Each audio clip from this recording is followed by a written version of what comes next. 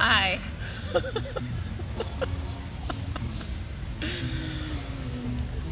Happy Friday. Sratam Patak.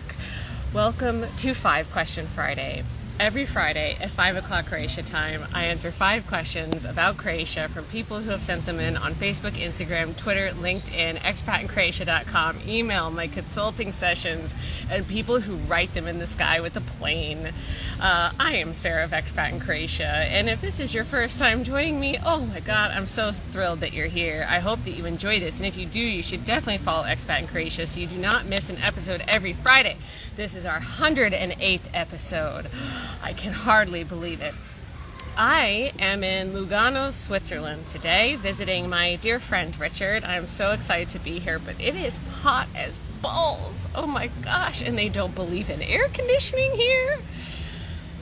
I don't know if you saw my stories, but I've got 4 fans on in the apartment that are all blowing at me at night, and I basically just lie there for 3 hours until I just tire myself out laying in a pool of my own sweat.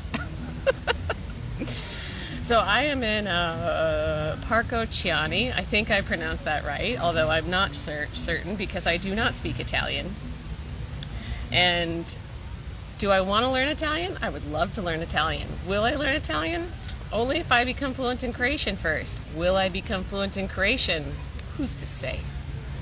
Who's to say?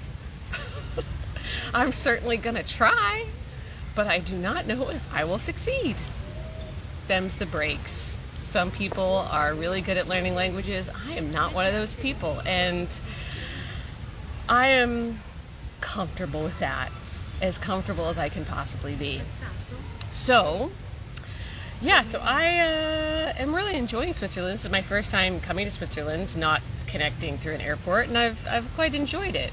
So a few things I want to go over and tell you about before we dig into the meat of this is one, we've got a big thing happening a week from today on September 1st. We are launching a redesign of part of our website. We're going to be redesigning our website over the course of the next month or two, something like that. We're doing it one piece at a time. So the first bit that's going to be launched is going to be our new homepage, which is going to include kind of a new style for the entire site, as well as our services section. It's going to look so beautiful. I can't wait for you to see it. And if you were on our site today, you may have seen a hint of it because there was a screw up with the developer. And he started making the changes on our live site instead of the staging site. And I was like, what are you doing? So it came down about as quickly as it went up, thankfully. But if you saw it, then you got a little bit of a preview of what to expect. So next Friday that is happening. And also next Friday, we are launching the new format for our consulting service. So we put up a video maybe 2 weeks ago that explained all the changes that were happening to our consulting service. And I want to quickly tell you about what those are now, in case you missed it. So one, we're going to have a new consultant, Cam, who you may have seen on our Instagram from time to time. So she started with us in March, and she is fabulous. We're so excited. I'm so excited to have her join me as a consultant, and in that way we're going to be able to serve you guys much faster, because I'm obviously limited in how many sessions I can do a week because I'm also running the company as well and traveling and going to conferences and those kinds of things. So sometimes, it takes about 3 weeks for us to get people in. Because we have just such high demand, which I'm pretty happy about, but that's also because Croatia's awesome. So now we'll be able to serve you guys much faster now that Cam is on board. The second thing is all first-time clients for our consulting service will now automatically get 30 minutes with us and 30 minutes with a vetted lawyer of ours. They will handle all the legal advice, and they will handle everything else. So that's pretty exciting. And then the third thing is the prices are changing, and I want to make sure I emphasize this, because if you would like to make sure that you can get a consulting session at the old rate with me, you'll still be able to have a consulting session for repeat clients at about the same rate as what it would cost now, but my rate is now increasing. So if you want to get back in with me, if you've already met with me before, even if you haven't, then do it before the end of day on August 31st, because that's when we're going to be shifting to our new consulting service scheme and the new pricing. So if you want to book, you just go to expatcroatia.com/consulting, and there's a form there, and Cam will respond to you and she'll get you all set up. We also do retainers, so if you're like, oh well, I don't need a session now, but I don't want to miss out on I want to take advantage of the lower price, you can do that now and then book later. Like, that's totally fine. I'm searching for my off because I'm in a park, and apparently I've left my bug spray at home, so I'm just going to get chewed up, and I guess that's just going to be fine. Okay, what else do I want to tell you about today? Oh, I'm a mess. It's just too hot, guys. I just can't think today.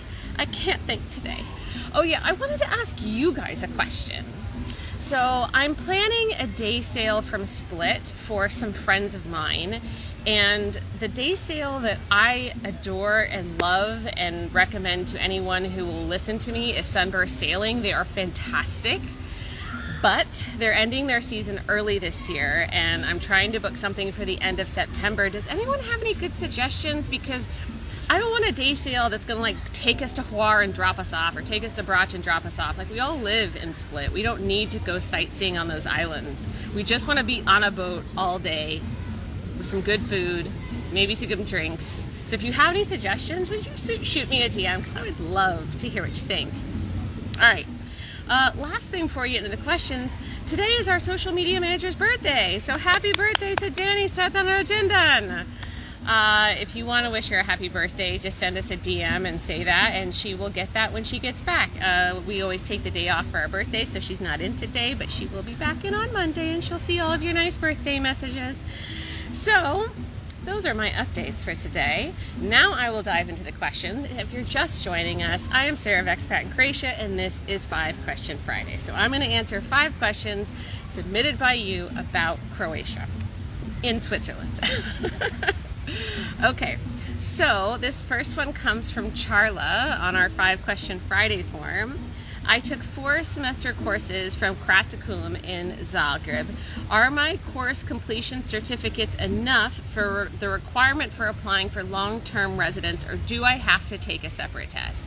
This is a great question, and no one's asked it before. I'm shocked, so I'm super excited to answer this now. No, it does not count. How do I know this? Because the lovely Croatian government has put out a list of the schools that issue language school certificates that count towards long-term residence, and that school is not on it, which shocks me, because Croaticum is like the standard for learning Croatian. So how is that school not one of the certified schools? I don't know, but I don't make the rules, I just explain them.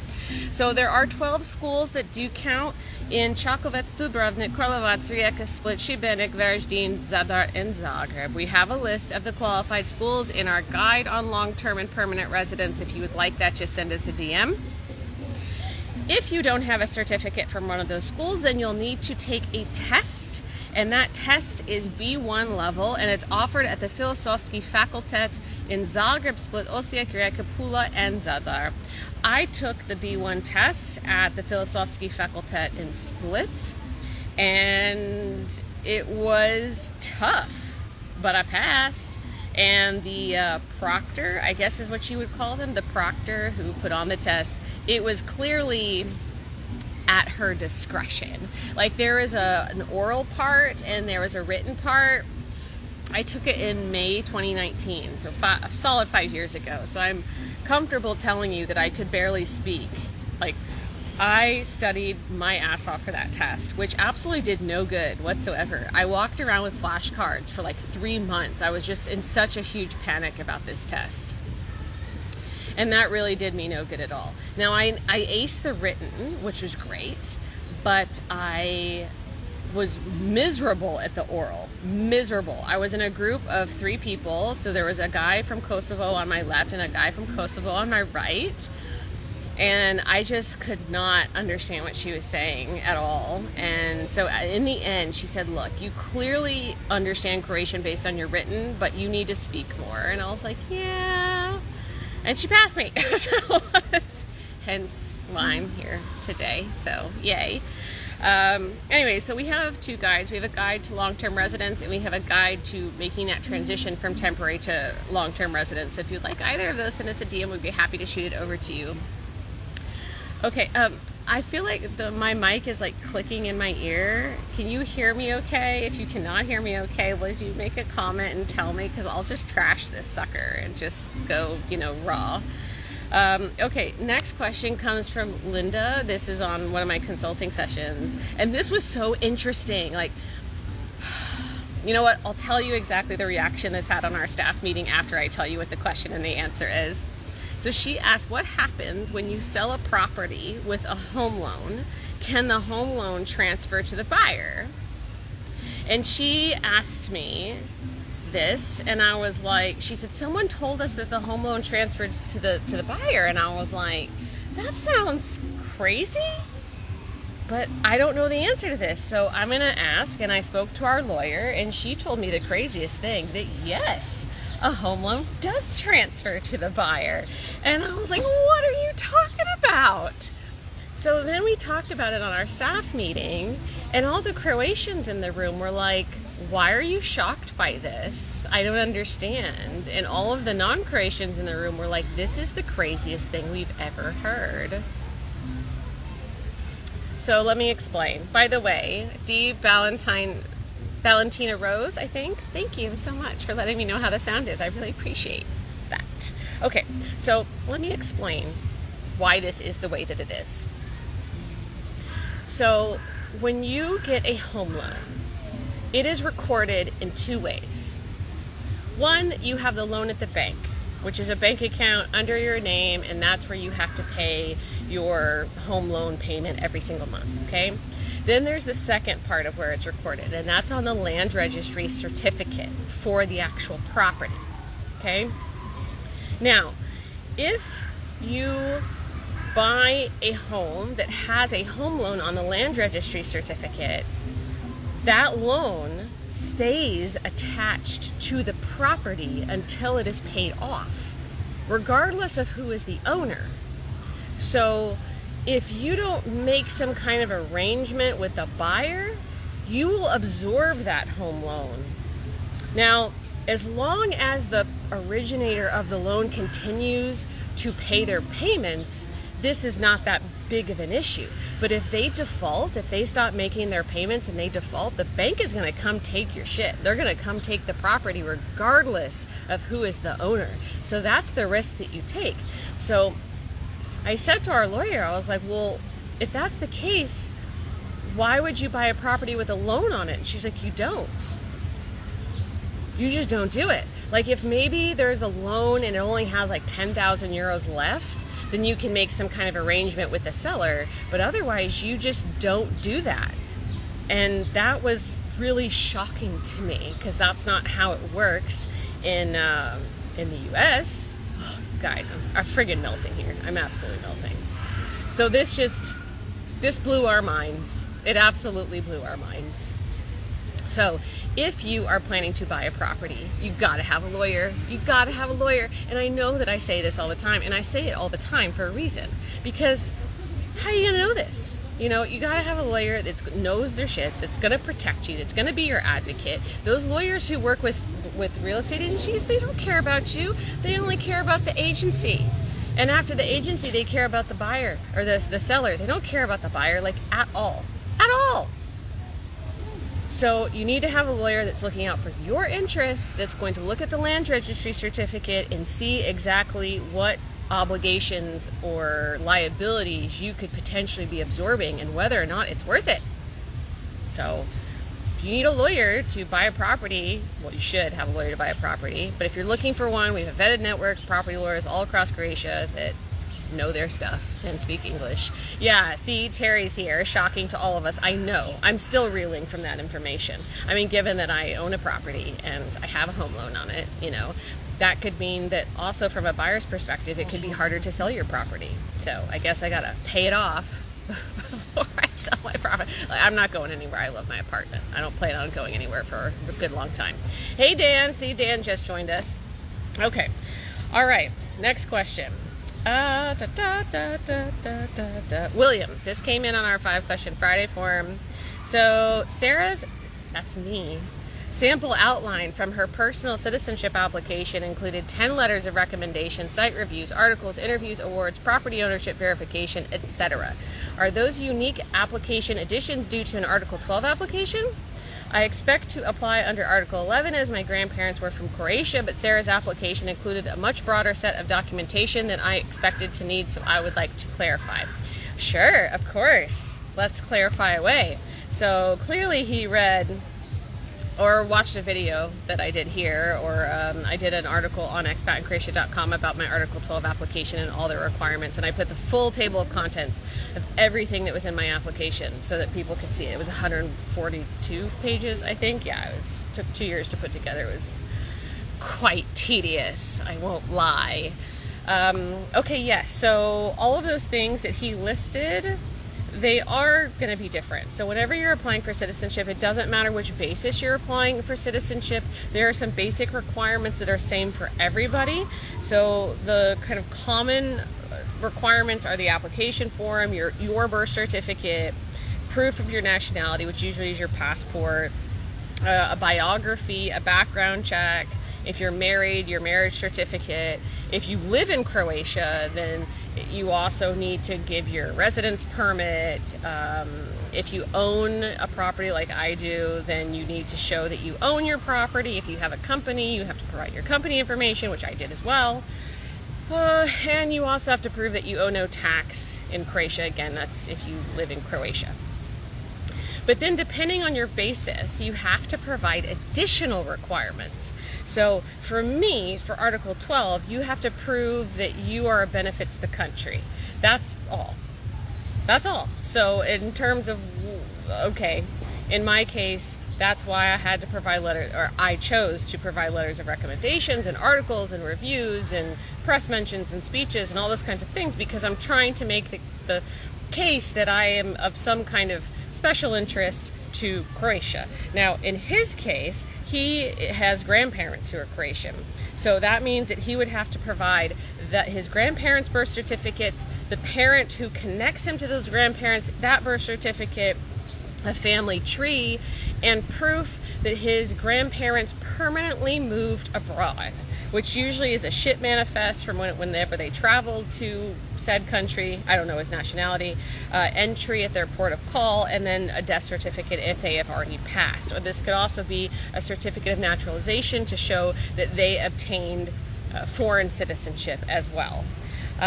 So there are some overlapping requirements, but then there are some that are customized. All right, to take this one step further, let's say that you're applying for citizenship based on being married to a Croat. Okay, well, if you're doing it based on residence, because there's actually two paths for marriage. One is through descent, which I just mentioned, and then the other one is because you've lived in Croatia long enough and been married to a Croat long enough. In that case, you have to prove that you have permanent residence and you have to provide your marriage certificate, and that's it, in addition to the basic requirements. So there's some overlapping, there's some that's customized. Oh gosh, it's like I just dropped into a swamp. Okay. All right, if you would like any of our citizenship guides, we have a plethora of them. We have them for marriage, we have them for naturalization, we have them for Article 12, which is mine, we have them for Article 11, descent, and then we have a master citizenship guide that goes over all the different bases. So if you would like any of that, send us a DM and we'll be sure to get it over to you. Hey, Mary Ellen, hi, thank you for joining. So glad you're here. Mary Ellen is fantastic. She's in my book club and she also is helping us edit content on expatandcroatia.com. Okay, we're happy to have her on the team. Okay, so next this comes from BJ through our 5-question Friday form. Oh yeah, okay. I'm applying for Croatian citizenship via descent, so what we just talked about. What service is best to obtain the required background check? Will I see the results, or do they go directly to my attorney in Zagreb, or maybe directly to the LA consulate? So first, which service is best to obtain your background check? And this answer is going to be the same for me, no matter what country you go to for the most part. Just go directly to the government. Don't use any of those services. Just go to the government. It's cheaper. Now, there's obviously some nuance. Maybe there are some countries where you don't want to go to the government. There's some kind of expedited process, but this person's clearly in the U.S. because they're talking about the LA consulate. Don't go to a special service. Go directly to the government. There's no reason to use an expedited service, period. They're just way more expensive. It's not going to be faster. Second part of that question. Will I see the results, or do they go directly to my attorney or directly to the LA? No. None of that. None of that is correct. So, in the U.S., you are obtaining your background check from the FBI. They call it an identity history summary. Every country calls it something different. If you say when you're requesting it that you do not want a hard copy, they are going to send you a link on your email to download it, which is the way you should go with that, because any American living in America knows that the U.S. Postal Office is incredibly unreliable and unpredictable, so it's just best to take it out of their hands entirely. After that, you have to send it to the Department of State Office of Authentications to get an apostille put on it. You have to do that, okay? And again, don't use the post office, use a courier. We recommend DHL. So DHL there, include a prepaid DHL envelope so that they can send it back to you. Then after that, you have to get it officially translated. So we do have a guide on how to get a background check, and it includes information or instructions on how you can get background checks in 20 different countries. These are the 20 countries that come to our site the most. So if you would like that link, send us a DM and we'd be more than happy to send that over to you. But no matter what country it is, it has to be legalized before you can, legalized and then translated. And legalization, some countries use the apostille, some of them don't use the apostille, and if they don't use an apostille, then it's a 2 to 4 step process depending on the country and how close a Croatian consulate is to your country.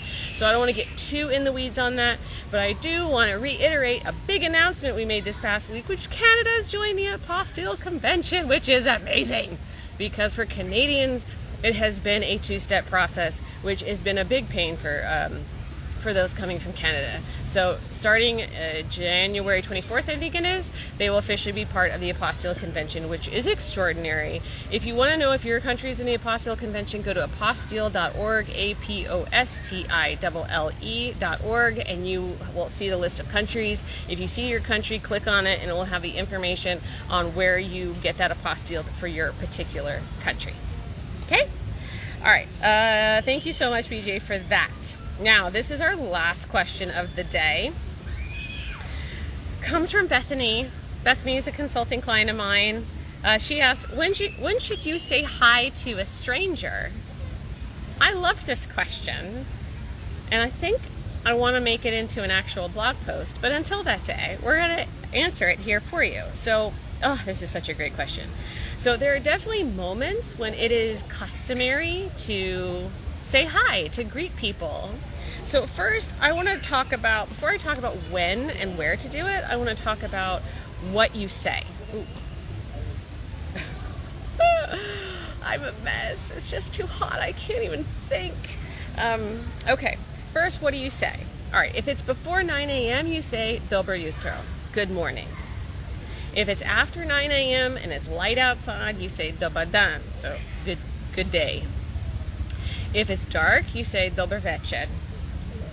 If it's someone that you are being casual with, then you would say bog if you're speaking formal Croatian, or you say bog, B-O-G, if you are in Dalmatia. So those are pretty much the options. I mean, if you're super friendly with somebody, then you would say other stuff like DC or Štajma or Kajma if you're in Zagreb. I mean, there's a number of different very casual ways that you can greet a person. But we're talking about, okay, you don't know this person well enough to stop and have a conversation with them. That's what we're really talking about today. Okay, so when do you say this stuff? Anytime you enter any kind of store or shop, you want to make a greeting. If someone is in earshot, if you don't see anyone remotely, even close to you, they don't even know that you've entered, they're super far away or distant, I don't know, outside with a smoke break, then don't worry. But if anyone is remotely in earshot, then you definitely need to give some kind of greeting, okay? Or restaurant, for example. If you pass a neighbor, like outside of your building or in your neighborhood or inside of your building on the stairs, then definitely greet them. In terms of whether you say dobar dan or dobar jutro or dobar večer or bog, it really is going to depend on the person. I find that younger people tend to err on bog, and older people tend to err on like dobar jutro, dobar dan, dobar večer. But you can say whatever you want. These are just the patterns that I've picked up on. Okay. When you go to any government office or a bank or anything like that, you always need to do a greeting. Always, always, always. It's weird if you don't. And then if you're ever in an enclosed space with strangers, like an elevator or stairs, then it would be customary to greet people there as well. And then this is just me. If I pass an older person on the street, then I usually say dobar dan. And they say it back. They really enjoy that. So I'd say, definitely greet people per those rules. And then as far as an addition on top of that, if it feels right to you, say it. If it doesn't feel right to you, don't. I would err on the side on saying it more often because that's how you practice. Practice your accent, practice being more comfortable speaking Croatian. I mean, what I am really good at saying is those greetings because I've used them the most over everything. So because I have a good accent with those because I practice them so much. So when I go to a cafe bar or something or a restaurant, they think I'm fluent. They think I'm Croatian. I don't know why. I don't feel like I look Croatian, but apparently I do. But you can trick a lot of people if you get your accent good with those greetings. But it's just a nice thing to do. It's a super nice thing to do. So I'm so glad I got to talk about that today. So that's it, guys. Thank you so much for being here. It's been a treat, despite the fact that I'm quite damp. It's just so humid here. It's just death. It's death. But I heard it was 35 in Split today, so can't be too much better. I will say this, yesterday, so I'm right next to Lake Lugano, which is really beautiful. I'm gonna take you over there if you want. Oh, Terry says, please let there be a very cold libation waiting for you. Yes, there is.